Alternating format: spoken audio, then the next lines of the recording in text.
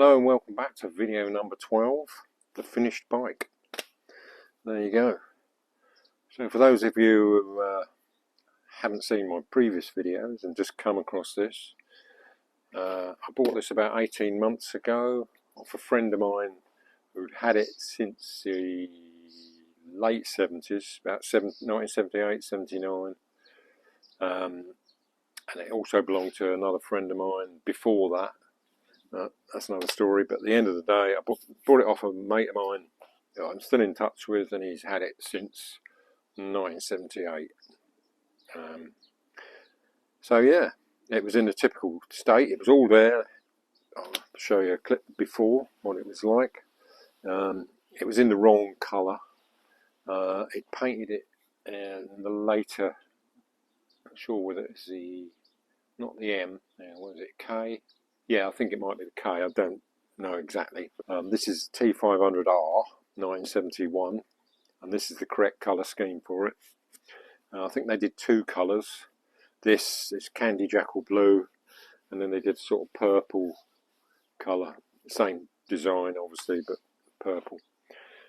But I went for this colour because I've got a new old stock oil tank, which I'd say I've mentioned all this in previous videos, but I'll go over it again.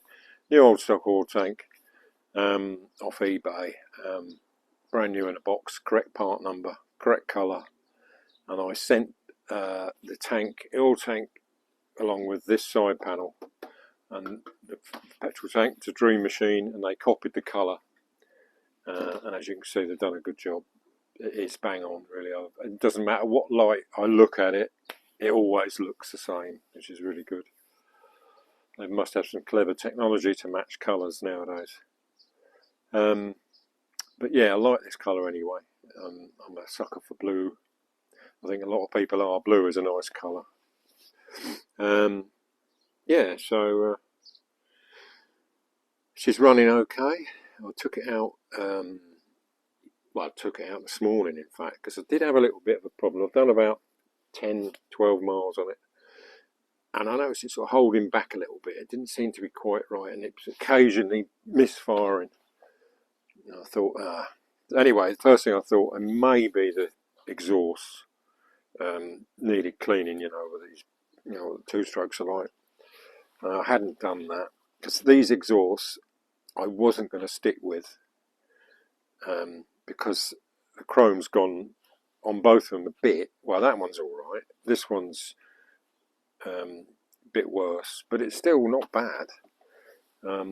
I have sort of touched it in a little bit with silver paint just to hide the obvious. The downpipes are good.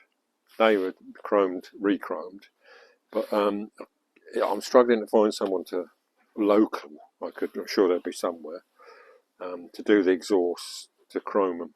The bloke who chromed all the other bits, the mud guards, etc., his tank won't take the length for these big long cigar type silencers. But even if he could get them in, I don't think he'd do them anyway, because he doesn't like doing two-stroke exhausts, which is often the problem with two strokes. The chromers don't like doing these exhausts because they're full of oil, of course. Contaminates their tanks. So anyway, I've just been holding back, keep looking on eBay in case any nice ones came up, just buy replacement, which I'm still going to do. That side, I think I'm happy with that side. The chrome's good enough. This side's not quite as good, but it's still not bad. It doesn't notice unless you're really close up.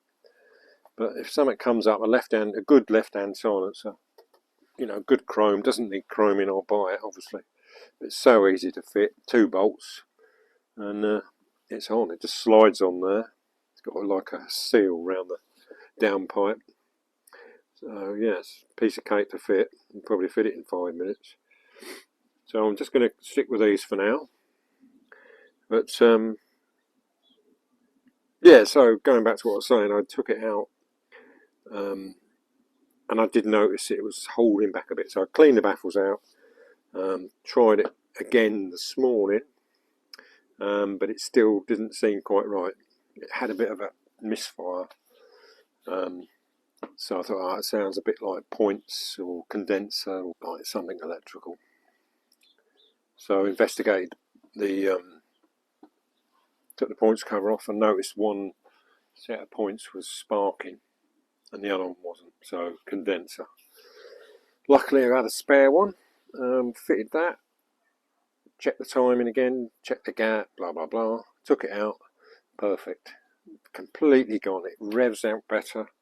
It feels as though it's just going to rev right through. I didn't want to do that yet. I'm still sort of running it in. Although it's only had the crank done, but they shouldn't really need to run in a two-stroke crank because it's only roller bearings. I haven't rebored it, so it's still on. It was rebored years ago, but it hasn't done many miles since then. And the pistons were still good, rings were still good, and it sounds perfectly right. You know, it doesn't rattle. It's just that usual tinkly sound when you come off the throttle, which all two-strokes do. Clearance, you know, piston clearance rattle, as it were. But it's only mild. It's just how it should be. Yeah, so really pleased with it. It always starts from cold, second kick. Never goes first, always second, but that's fine.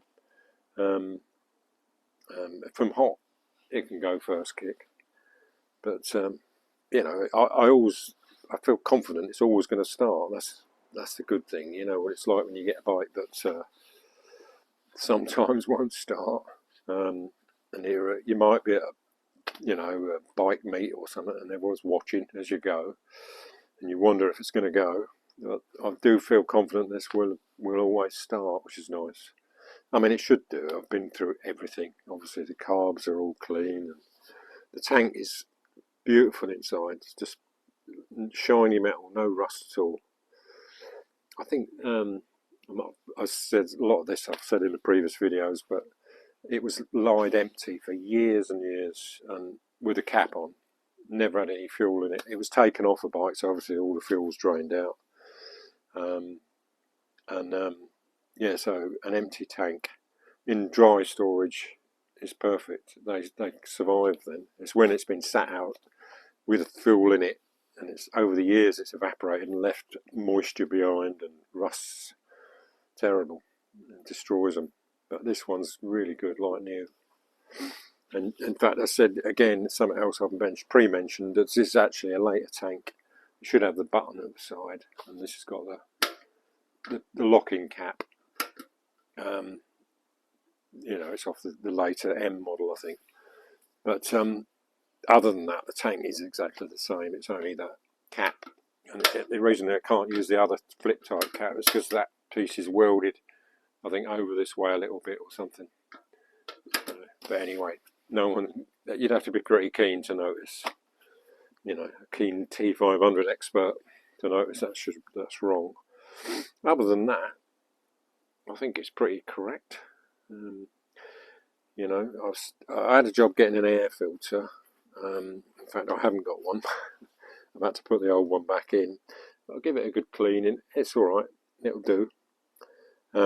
You'll have to for now, because you can't. These early ones, you can get them for the later T500, but these early ones were sort of round thing, you know, about that big.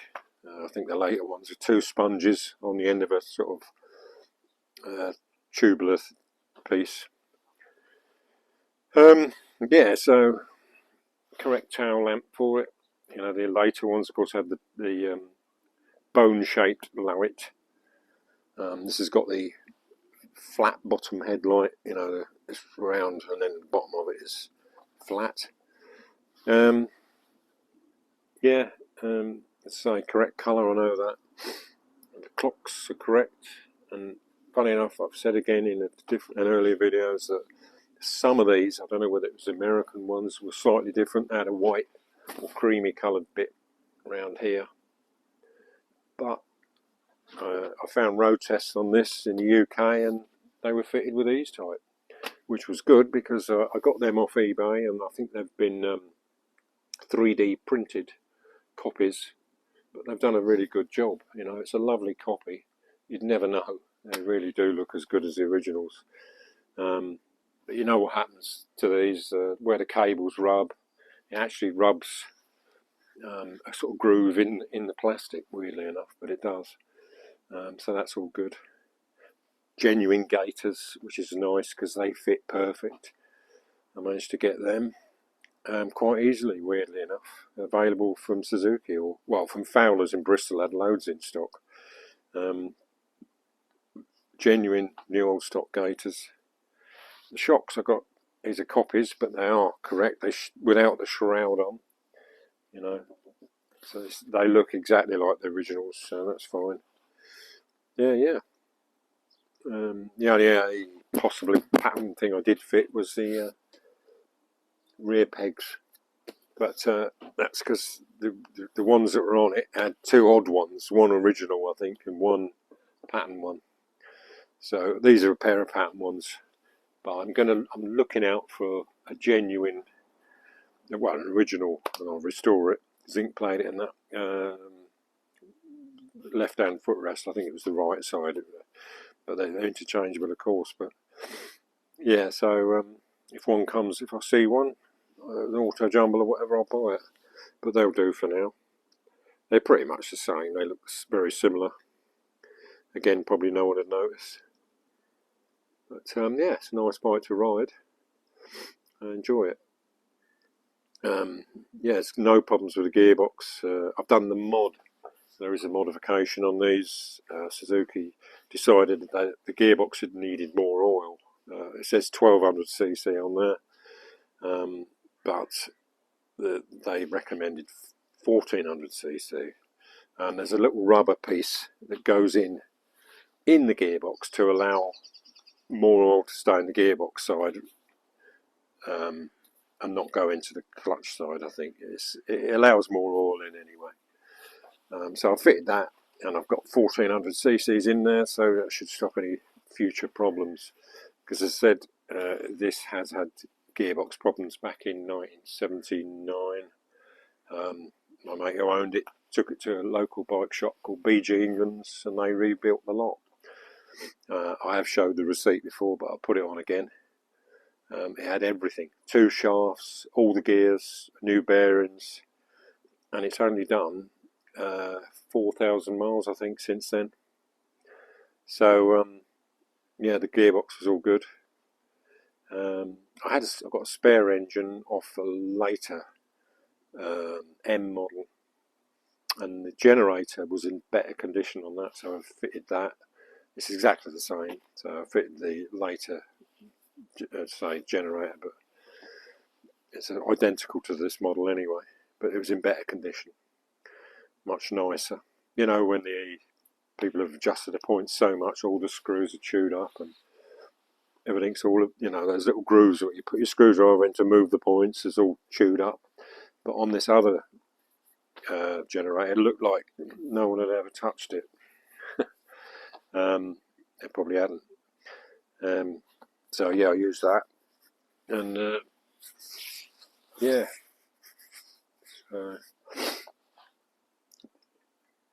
Yeah, it really runs nice now, as I say, since I changed that condenser. It pulls like a train, no misfiring, nothing. So that's good. Anyway, so that's it really. I will start it up. As I say, it'll always go second kick. I won't run it for long because wife's got the washing out. I don't like to sort of smoke out the neighbours, but I'll just demonstrate it starting. It will go. Full choke. Fuel on. Oh, that's the only thing. I have gone to a manual fuel tap because at the moment it should have a vacuum tap, but I cannot get that round washer with the 4 holes in it for this model at the moment. They can't, don't seem to be about. So the tap is all restored, apart from I need that washer. So I've got one of these which works fine, so that'll do for now. Anyway, choke on, blah blah blah. Second kick.